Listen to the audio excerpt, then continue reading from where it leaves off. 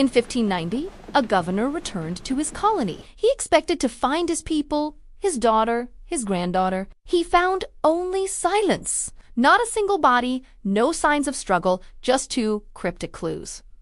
This is not just history. It is a cold case that remains unsolved over 430 years later. Today, we unearth the truth, or at least what we know about the Roanoke mystery, the colony that vanished without a trace. To understand the disappearance, we must go back to 1584.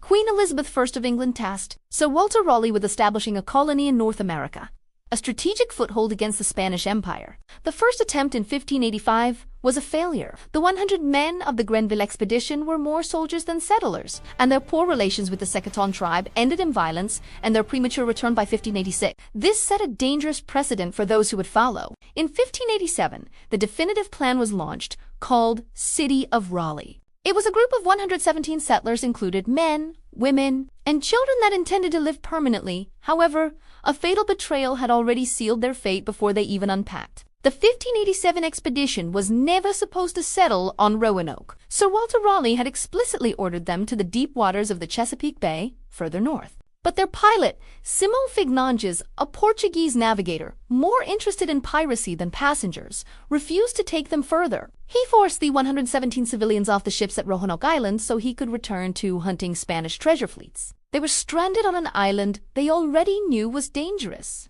The omen that greeted them was terrifying. Upon landing in July, the new leader, John White, led a group to find the 15 soldiers left behind by Sir Richard Grenville the previous year to guard the territory. They did not find a garrison. They found no welcome. They found only the bleached bones of a single human skeleton. The fort was overgrown, ruined, and silent. The message was clear. Roanoke was a graveyard, not a home. Yet, thanks to their pilot's refusal to sail on, they had no choice but to stay. Despite this grim start, life tried to flourish. On August 18, 1587, a crucial event occurred. John White's granddaughter birthed. Her name was Virginia Dare, the first English child born in the New World. But supplies were dwindling. White was forced to return to England for help, promising a swift return.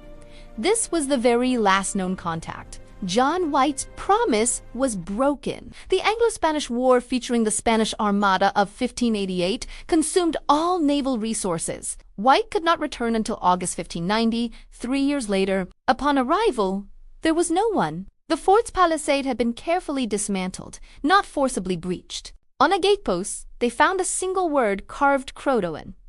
On a nearby tree, only the letters CROATOAN. Governor John White's despair must have been absolute. The word CROATOAN is the key. It was the name of an island to the south, now known as Hatteras Island, but at that time it was the name of the tribe living there, with whom White hoped they had forged a friendship. The leading theory is integration. Facing famine and cold, the colonists voluntarily moved to CROATOAN Island, seeking aid. The carved message was a prearranged contingency plan. The evidence. Decades later, Native Americans were reported with light eyes and English servants. The Powhatan, a powerful confederation of over 30 native tribes dominating the coastal region of present-day Virginia, emerged as one of the most unsettling pieces of the Roanoke puzzle, governed by the supreme chief. Wahunsa-Nacha. Known to the English simply as Chief Powhatan, these people maintained strict control over their territories. The English, who arrived in 1585, had left a dangerous shadow by raiding villages and provoking violence. That initial hostility would not be forgotten. A massacre by the Powhatan tribe is another strong theory. Years later, during the foundation of Jamestown, Chief Powhatan personally assured John Smith that his warriors had destroyed a nearby English colony, an assertion many historians believe might refer precisely to the lost inhabitants of Roanoke. However, this theory presents a crucial enigma. If there was a Powhatan attack, why were there no human remains, signs of struggle, or burned ruins on the island? Everything suggests that if the clash occurred, it was during a desperate attempt by the colonists to relocate to the mainland, away from Roanoke, at some point where indigenous justice or resentment finally reached them. Thus, the figure of the Powhatan reveals the climate of tension, fear, and reprisals that defined the first contacts between the English and Native Americans in the New World. Roanoke remains an open wound. It was a failure of English imperial ambition, a tragic cost of geopolitics, To this day, archaeological digs analyses continue. The only thing that we know is that 117 lives disappeared, leaving just a mysterious whisper on a tree. The case is cold, but the mystery lives on. What theory do you believe? Was it a brutal massacre or a silent assimilation? Let me know your thoughts in the comments below. And if you enjoyed this historical analysis,